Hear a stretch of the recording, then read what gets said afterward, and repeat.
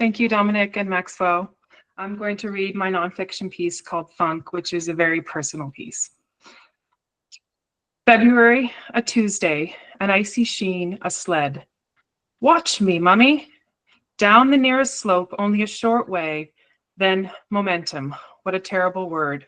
My 4-year-old flies, clearing the hill, over the driveway, and down, down, down, gaining speed.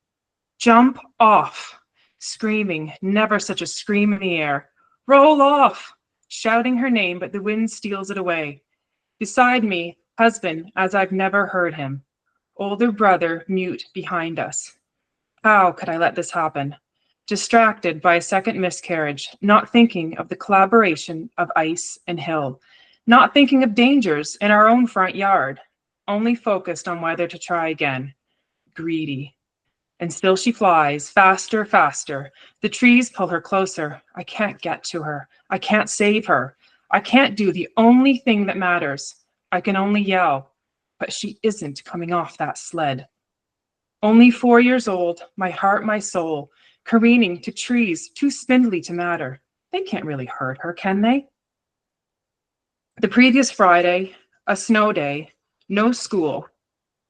What should I do with them? Them all? Husband asked for suggestions to manage 4 and 6. Yeah, they'll like that. The pet store, Dollarama, get donuts at Tim Hortons. Going out the door to work, no snow day for me. Oh, and they need sledding helmets, if you see them. $40 each. Ridiculous. He couldn't reach me at work to ask if he should get them. What would I have said? And now watching her cascade towards rigid, stubborn objects that won't get out of the way no matter how much I beg. Why do trees grow at the bottom of the hill? Why don't they mind their own business farther on? Why didn't we cut them all down? Still on the sled, still gaining speed. Roll off. Why won't she roll off? The hill seems miles long.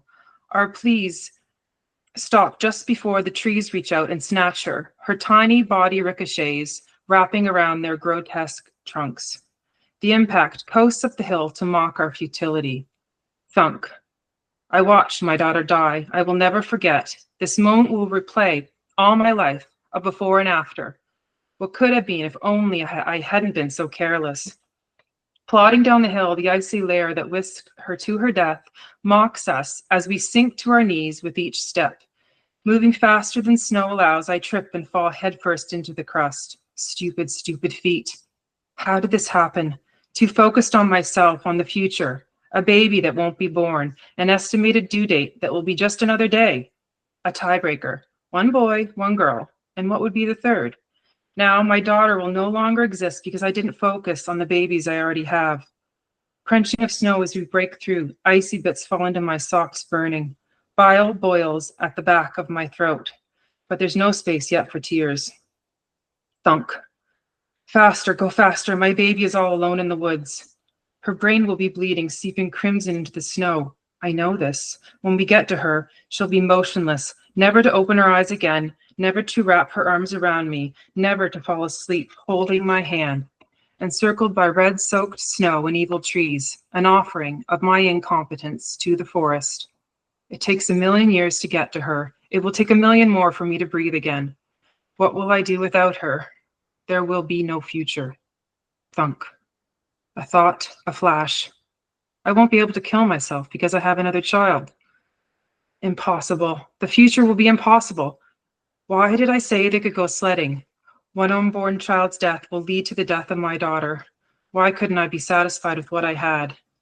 We fall to our knees beside her. She is still, and her eyes shut. Is she? Please don't be dead. I'm so sorry, my darling, for not watching you, for not keeping you safe, for being such a horrible mother. I'll regret this day forever. Her chest rises. Oh God. I take her in my arms. I shouldn't. Something about head injuries. The helmet comes off. Oh, blessed snow day with its trip to the mall. $40? Are you kidding me? You could have waited and found cheaper ones. But husband thinks differently. Might as well buy them now instead of wasting time looking for cheaper ones. It's a safety thing. And how much is our time worth? How much is time worth? 4 years. That's all I've had with her. 4 years, $40, $10 per year. Her eyes open and she screams, the most wonderful sound in the universe. Why am I here? Don't move someone with a head injury unless paramedics can't get down here. We take turns carrying her up the hill, call 911, shouting what to tell them. It will take at least 20 minutes to reach us on our house on a hill in the country. We lay her on the sofa, remove her boots and undo her coat, but leave everything else. She is talking. Incredible, because I just watched her die. Over and over again, she hits the trees. Thunk. What if she has internal bleeding and starts to have a seizure? She's moving her legs and arms. She's talking normally. She is still her. The paramedics arrive, cut off her snow pants, check her over. A tiny neck brace now keeps her safe. I go with her in the ambulance. Professionals taking care of her now. The helmet comes with us. Pink Minnie Mouse, ears sticking out next to a tree-sized dent. At the hospital, she is lowered on the stretcher. That was so much fun. And now I know everything is going to be okay. Thunk, thunk, thunk. Thank you.